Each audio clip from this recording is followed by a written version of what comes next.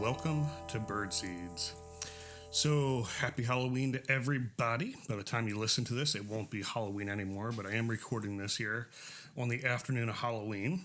So, we're going to have a scary topic today, or at least a fearful topic. But since you're listening to this after Halloween, hope you had a wonderful Halloween, especially if you have any kids in your world. Hope they enjoyed the day. But in light of it being Halloween, I figured it was apropos to discuss sort of a scary topic here. And what do I mean by that? In this case, what I'm talking about here is calling your database / getting rejection, right? At the end of the day, that's what we're worried about. When we call our database, we're worried about not getting that warm welcome and getting the rejection from people we thought we'd get a warm response from, right? So I'm going to go back and then I'm going to come to current. So when I first got into real estate, I joined a team, and every January we would have a call contest on the team.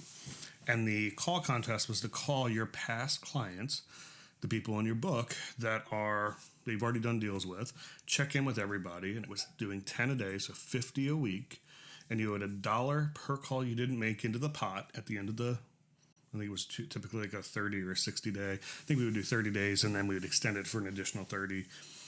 But it was $1 a day for every call you didn't make. Well, I got in the business July 1. I sold 2 houses between July 1 and December 31st that year. Now, the following year, I went on to sell 49 houses, which is awesome. But that first 6 months, it's a hard business to get ramped up in. I sold 2 houses. So here we are doing a call competition to your past clients, and I go, well, I can only do 2/10 of one day, right? 1/5 of one day. I can't do 30 days of 10 calls a day. So we modified it for me because I wanted the motivation to get in and do what I was supposed to do. I wanted to be successful. I was driven. I was hungry. So instead, we changed it for me to call the people in my phone book on my phone, so my sphere of influence. Well, let's go backwards even further. I told you guys that I was in the music business prior to this, and owned a production company, marketing company, distribution company. And so most of my phone book on my phone was filled with music contacts, other musicians that I had worked with, both locally, nationally, wherever. So going through, and I hadn't talked to those people in quite a while. And, when we closed up shop, I had the story in my head that they all hated me, that they didn't want to hear from me, that they were mad at me. I had failed. I had my own guilt, my own remorse around that. I had built this whole storyline in my head about how reaching out to them was going to be the most catastrophic thing that could happen to me in my business. But I also had no money, and $10 a day, I couldn't afford it to not do it. So I had to do it. There was no other choice. Couldn't afford. I guess I could have not done it and lied, or I could have not done it and not paid. But that's not me. That's not who I am. When I commit to something, my word is better than anything I sign. So I did it. And it was text message or phone call. I sent a quick text. Hey, it's Joe Bird. Haven't talked to you in so long. I don't know if you're aware or not, but I got into real estate. If you have any real estate questions, please let me be your resource. I'd love to help you out. Real soft, simple. Not only did I not get any angry responses, I got a lot of very positive, oh my gosh, I've been thinking about you. I was wondering, what you were going to do next. I'm so glad to hear you're in that. That's a great choice. You're going to be great at it, whatever. In fact, one of them said, hey, actually, we have a house to sell. Well, and since then, I've done 4 transactions with that person, multiple referrals from that person beyond that. This person I was afraid to send a text message to say, hey, it's been a while. I hope you're doing well. By the way, I'm now in real estate. How can I help you with your real estate needs? Simple text. I was expecting the world to be thrown at me, just getting cussed out, being whatever. I was so afraid of doing it, but I had no choice, so I did it. And it worked out great.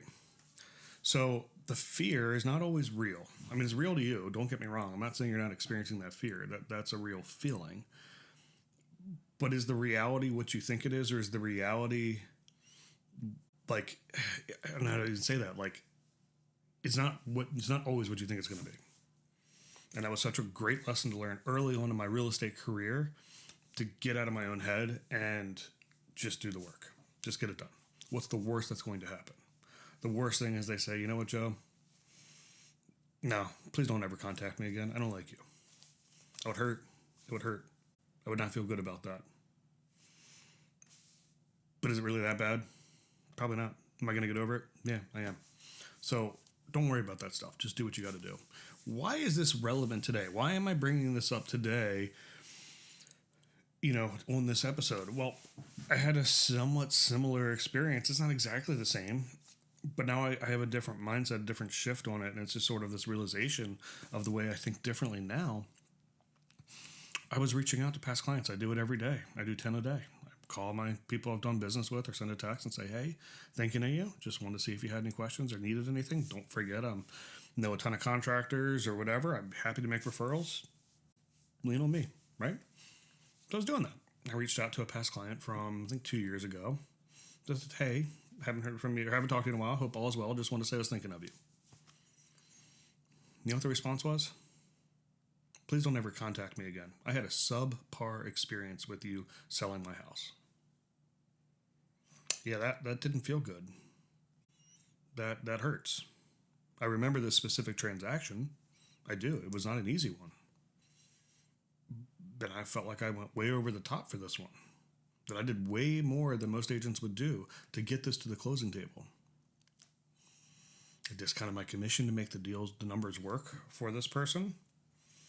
They had made some pretty poor choices in things that they had done to their house that affected the market value in a negative way.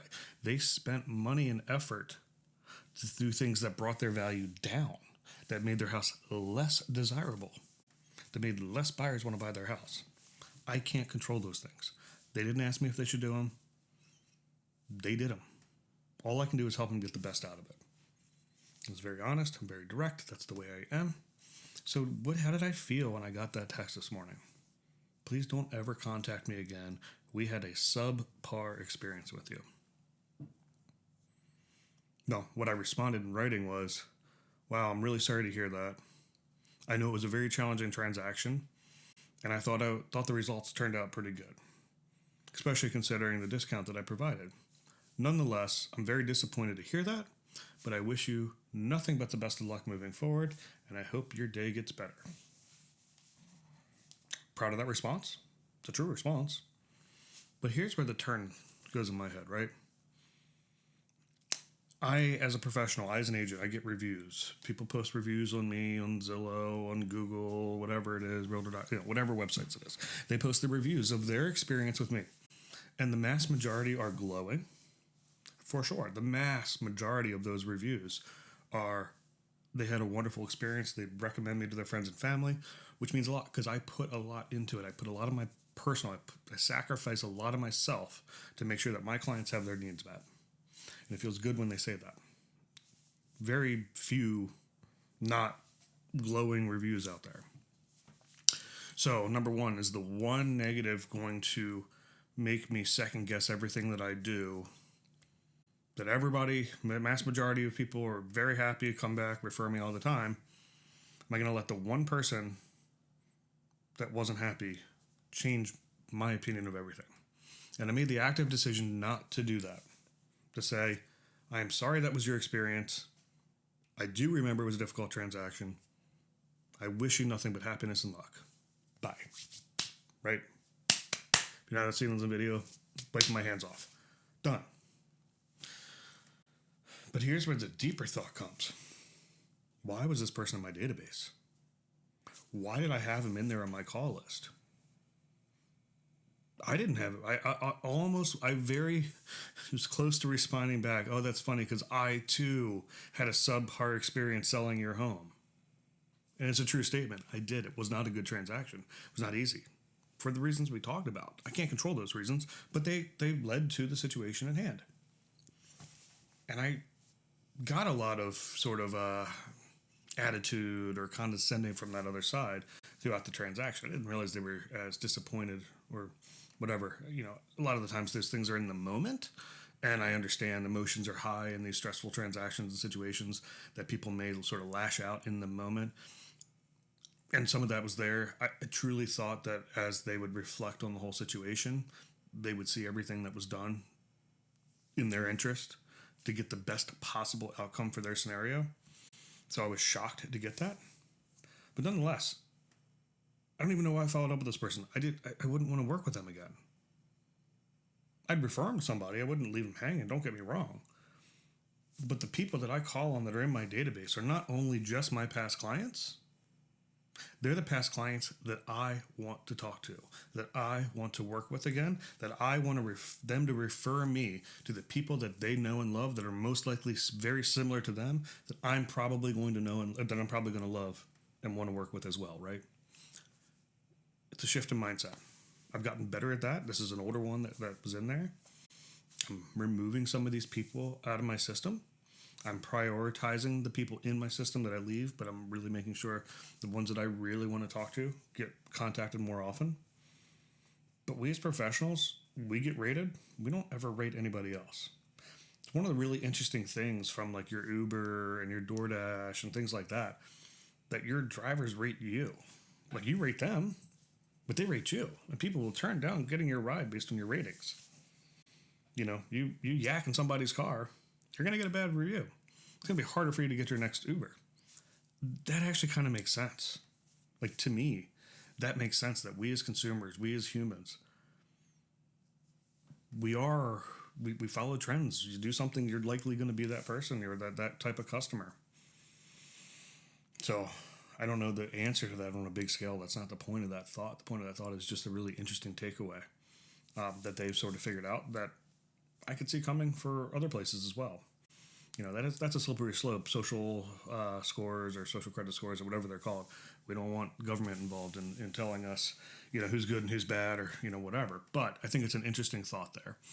And for me personally in my business, I am going to be more critical of who I allow into my database because the people in my database, I love on them. I thank them. I praise them. I cherish them. And to me at this point, you got to be accepted in there.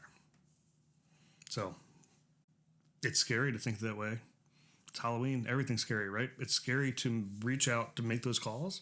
It's scary to sort of think with the, you know, exclusive mindset. You know, we're in sales. We only eat what we kill, for lack of a better term, right? Like that's how we survive. It's scary to think about, I'm only going to limit my service and my heart to those that deserve it. But it's true. I can give more to the people that I care about if I limit who I give it to. And you have to pass the test. You have to be the person that I want to do business with, that I want to talk to, that I want to love on. So anything worth doing is a challenge. I'm committed to it. I'd love to hear your feedback on this. I think it's just a different shift of focus here. And again, Halloween, boo, it's scary. But anything worth doing is hard, like I said. Thanks for listening. Joe Bird. Have a great day.